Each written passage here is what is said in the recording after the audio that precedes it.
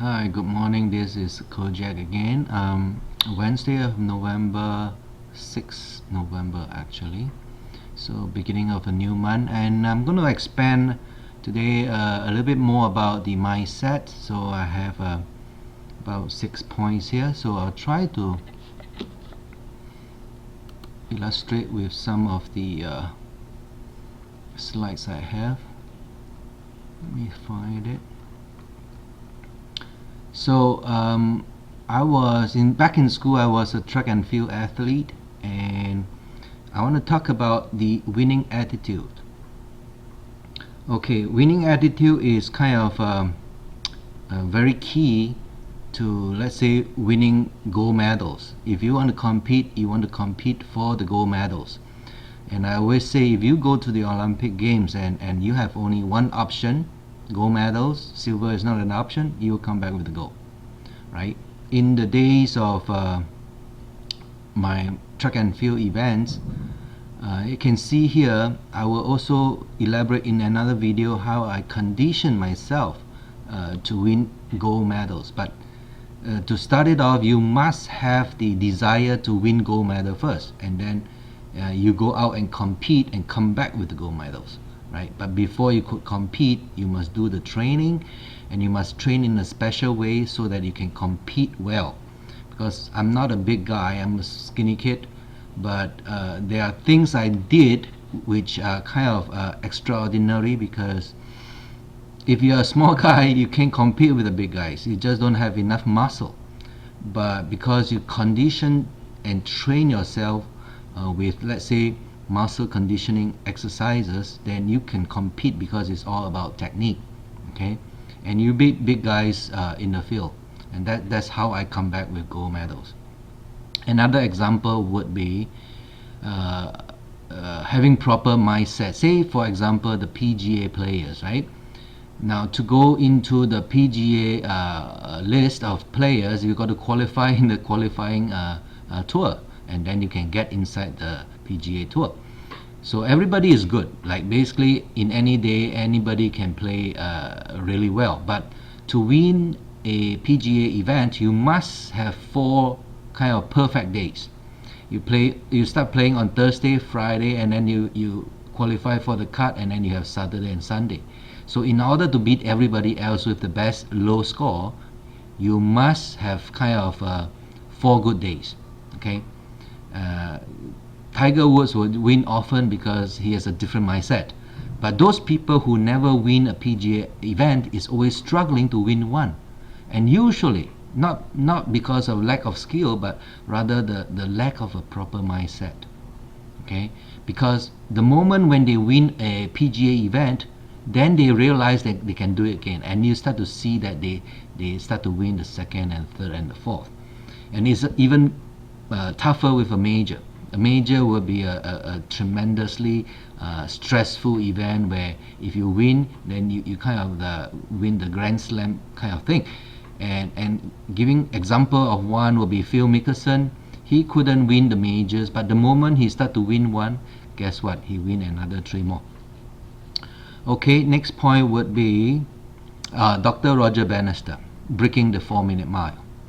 Now, the story everybody kind of familiar with it is that nobody could break the 4-minute mile run, right? Running the mile under a 4-minute kind of record. So back in, like, I think it's 1953, the first guy to break it and score 3 minute, I think 50 something seconds, 57 or something, I can't remember, I'll check that out. And you must understand, for hundreds of years nobody could break that barrier, but Dr. Roger Bannister did it. And very interestingly, for the following year, more than 100 athletes break that 4-minute barrier. So just because one human being could do it, then mentally other people also start to think that it is possible. Just like the monkey syndrome, the 100 monkey syndrome. Okay, and the story goes like on one of the islands they were doing the pilot scientific experiment. they saw a young female monkey uh, take a sweet potato and kind of instinctively wash it in the river so that the mud can be taken off the sweet potato and it tastes better. So the mom followed and the family members also followed. Bear in mind that this has to go on for a while because monkey see, monkey do, and then they start to also wash their sweet potato and they eat it, and it's much sweeter that way rather than eating the sand and the mud. So the experiment goes, the number of monkeys start to increase to about 100. Okay, and let's say the 100 is the number. So when it start to hit a certain number, what is interesting is those monkeys that are across on the other island, nothing to do with the initial group, also start to wash their sweet potato. Isn't that interesting? So this mindset thing is able to be what they call transferred over in through the ether, so-called through the wave of what they call frequencies, right? So that's an interesting concept, the 100 monkey syndrome. And I'll talk a little bit more about our human mind being a transmitter and a receiver of energy frequencies. Okay, and it's very important because I learned this in the Your Wish is Your Command kind of CDs, and usually I like to share the CDs to those people who kind of request for it. But what we need to know is that we are in control, and then you can use a radio transmitter machine to vary the frequency to get the different channels. So our brain is something like that too. So our brain is actually more powerful than that because the frequency that we emit out, okay, the frequency that we emit out, okay, can be, let's say, strong and intense. If we broadcast out strong and consistent thought frequency, we can and will attract what we want. That's the law. It's called the law of attraction, and actually it's a universal law, but a lot of us don't really understand how it works, and we don't really know how to apply it.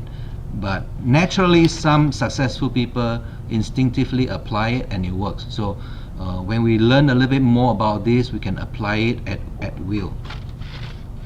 Okay, so yeah, success, and I kind of relate it to the fishing analogy. Okay, if we want to fish and come back with fish, we must go to the right place to fish, the right lake with the right type of fish, and we can catch the fish because we know the fish are in there, but we have to use the correct baits. Okay, so to finish off, I just want to show you, I set up, let's say in Facebook, some think tank groups. So those who want to learn more about mindset stuff, I have lots and lots of lessons in here. Okay, plenty. So if you come in, you can scroll down all these old lessons, and you can learn a lot more here. So I just want to if I can find it fast. Okay, I want to go to my home page and show you some pictures of fish.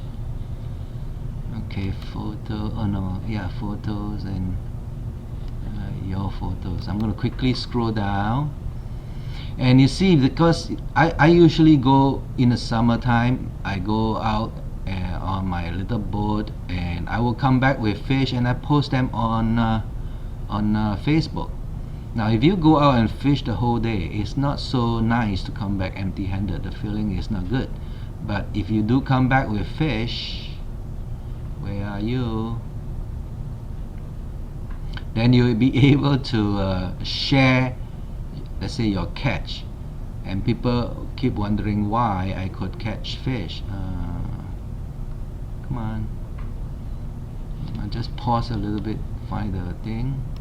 There you go, I found some pictures here. So that's my little porta boat, and this is a muskie, baby muskie, a bass, and then you catch your limit. You come back with 6 bass, and then you post them on Facebook. Let me see, that's my little engine there, 6 horse, and more pictures. Okay, fishing is pretty relaxing, but I learned from a Romanian gentleman, and you do have to learn, let's say, the trick of the trade, right? And if you learn from the right guys, you come back with fish. Okay, so that's it for today, and I will continue this week to expand a little bit more each day. Thank you. See you on the next video.